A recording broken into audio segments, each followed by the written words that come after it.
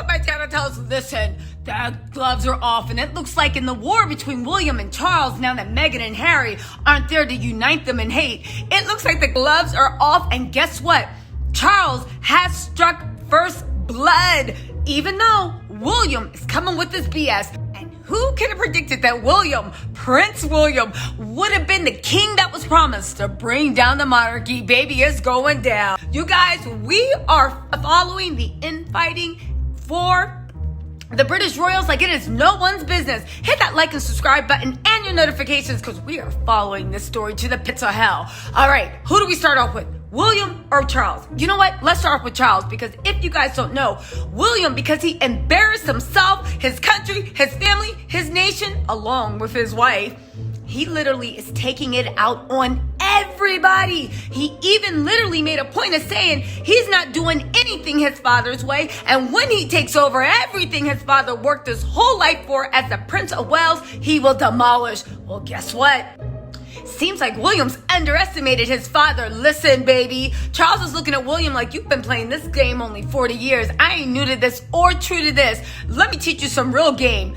Just like he underestimated the response in the Bahamas, William also estimated the little sleeping time bombs that Charles already had ready to go off. You ready for this? Okay.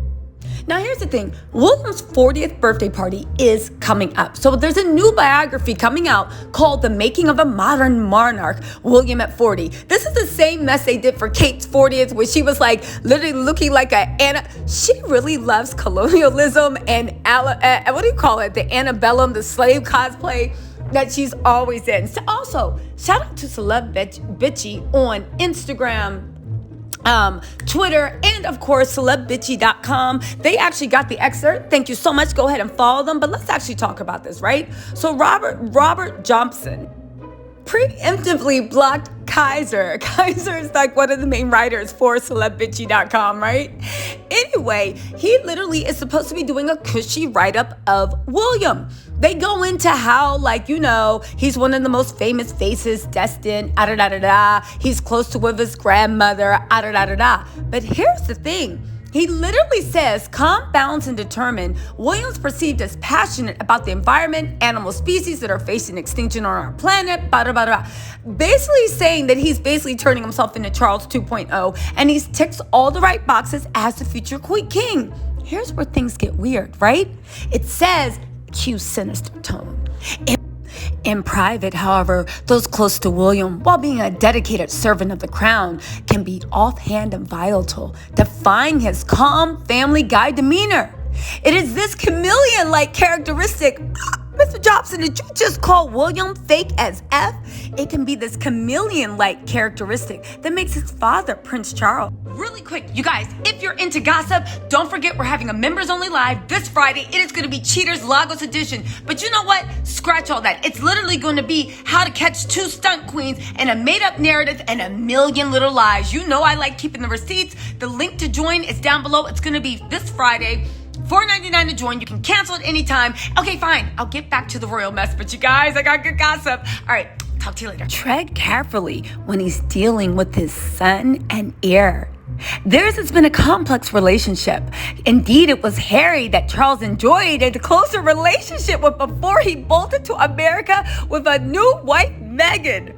Woo! He called him out and said, ooh, William was peanut butter and jelly of the relationship, and literally name-checked Harry and said, no, Harry was actually my favorite, but you know, we got to deal with Lord Voldemort. I see you, Charles, for all your work, and I say, you know what? Good job. May the best person win. But it goes on to say, William demands deference from those royally ranked below him, but in truth, when looking upwards, he rarely gives it.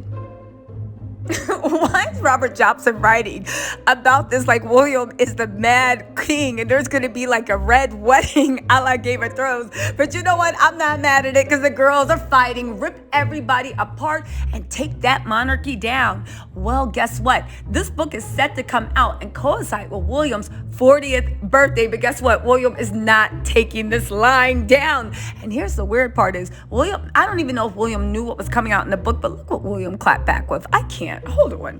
This just dropped in like most British papers, but also Bloomberg News and a bunch of overseas outlets, which lets me know that it is coming from the palace. At least this is what I think, right?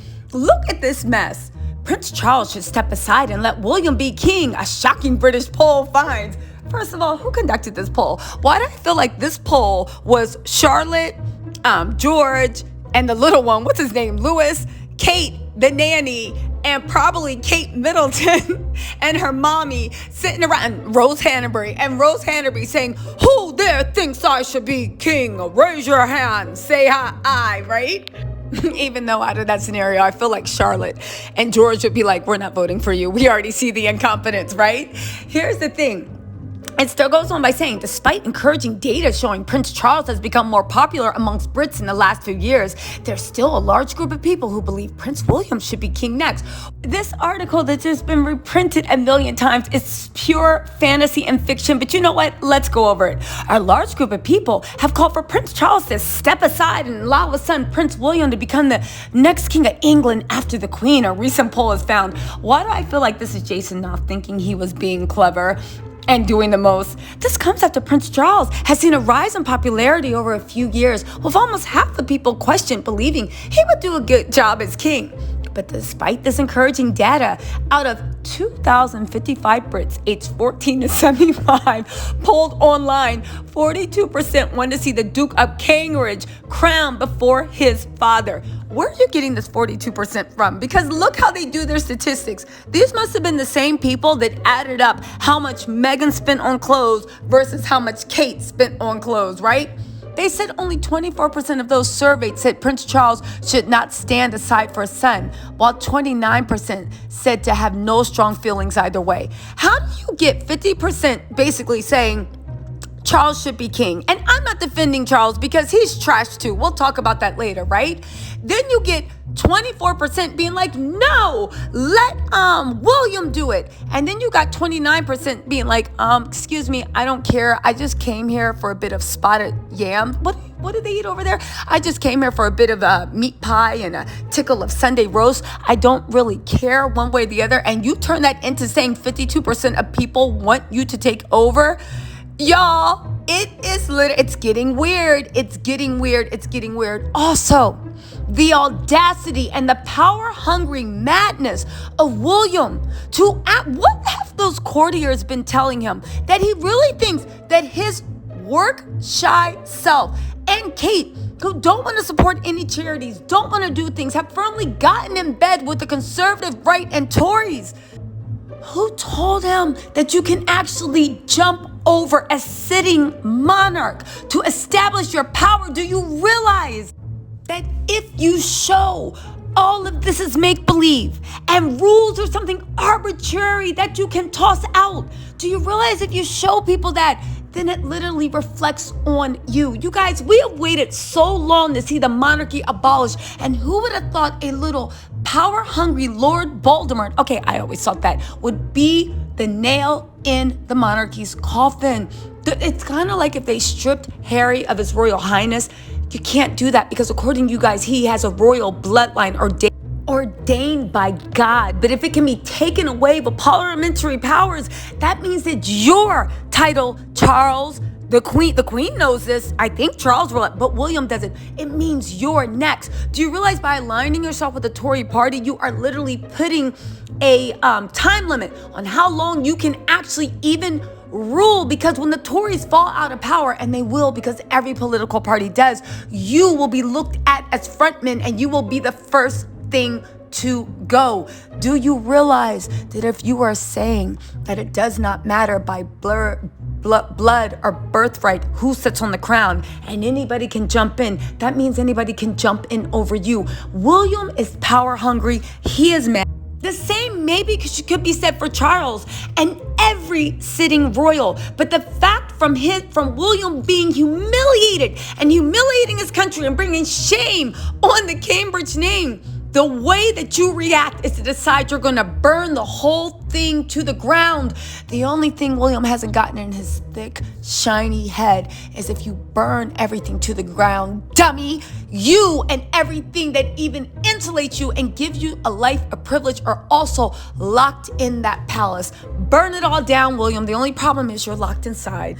Anyway, you guys, let me know what you think in the comments. I welcome the discourse. I read all the comments. Shout out to Sussex Swat, Celeb Bitchy, everybody else. I read all the comments. One thing I have is please just be respectful, and you guys can say whatever you want in the comments. Not Sussex Swat and Celeb Bitchy. Y'all know how to act, but you know, the derangers. That's who I'm talking to. But honestly, you guys, 2002 has so many plot twists. Who could have guessed on Life Bingo? Why can't I talk? Who would have guessed in Life's bingo card that William would come up as the child that was promised, the king that was foretold to bring the monarchy crashing down? You can't make this up. You guys, make sure you turn on your notifications because I will be following up with daily updates. That's right. The dissolution of the monarchy will be televised. All right, you guys, talk to you later. Bye.